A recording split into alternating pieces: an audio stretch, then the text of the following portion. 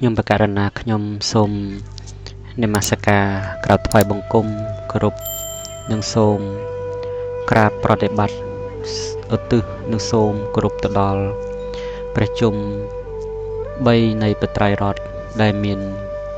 ពុទ្ធរដ្ឋធម្មរដ្ឋនិងសង្ឃរដ្ឋដែលជារតនៈដ៏ដងឧត្តមហើយខ្ញុំបកករណាក៏សូមថ្វាយបង្គំ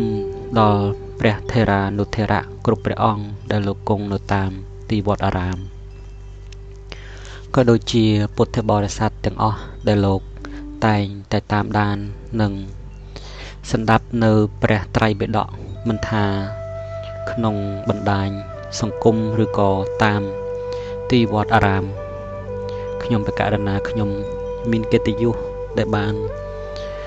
អាននិងសម្ដែងនៅព្រះត្រៃបិដកជូនទៅដល់ពុទ្ធបរិស័ទដើម្បីជាធម្មទានក្នុងវគ្គវេរញ្ចកម្មនេះខ្ញុំបកករណាសូមលើកអំពីវគ្គសម្ដែងអំពីសេចក្តីប្រៀបធៀបដោយកូនមន់ឃ្នៀប3មនាលព្រានប្រៀបដូចជាពងមន់ទាំងឡាយ8ក្តី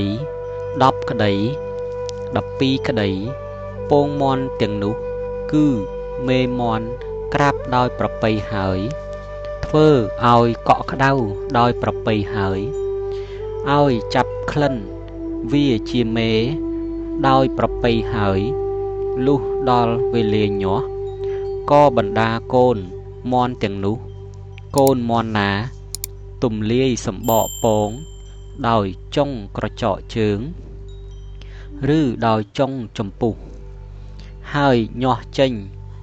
មកដោយស្រួលមុនគេបំផុតបើដូច្នេះតើអ្នកផងគួរហៅកូនមន់នោះថាកូនច្បងឬកូនពៅ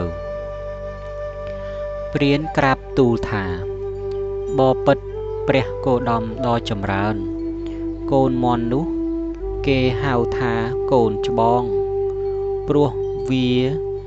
ជាបងគេបំផុតព្រះសាស្តាទ្រង់ត្រាស់ថា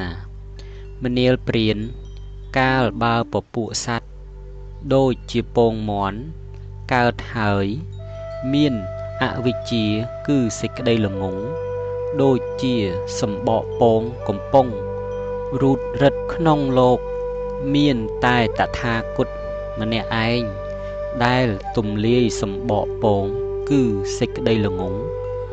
ហើយត្រាស់ដឹងខ្លួនឯងដោយប្រពៃ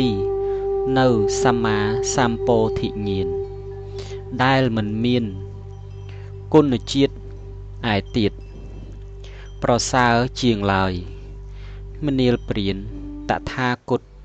ឯងជាចម្បងជាបុគ្គលប្រសើរបំផុតជាងសត្វលោកមនាលព្រានព្យាយាមតថាគតបានតាំងផ្ដើមហើយមិនបន្ធូរបន្ថយទេទាំងស្មារតីតថាគតក៏ប្រុងមិនឲ្យមានភ្លាត់កាយសោតក៏ស្ងប់រងាប់មិនក្រវល់ក្រវាយចិត្តក៏នឹងល្អជាចិត្តមានអារម្មណ៍តែមួយមនាលព្រានតថាគតឯងលុះដល់ប្រកបជាស្ងាត់ចាកកាមទាំងឡាយប្រកបជាស្ងាត់ចាកធរទាំងឡាយជាអកុសលហើយក៏ចូលដល់បឋមឈានដែលប្រកបដោយវិតកៈវិចារៈមានបៃតិនិងសុខដែលកើតអំពីសេចក្តីស្ងប់ស្ងាត់ជាអារម្មណ៍នៅហើយ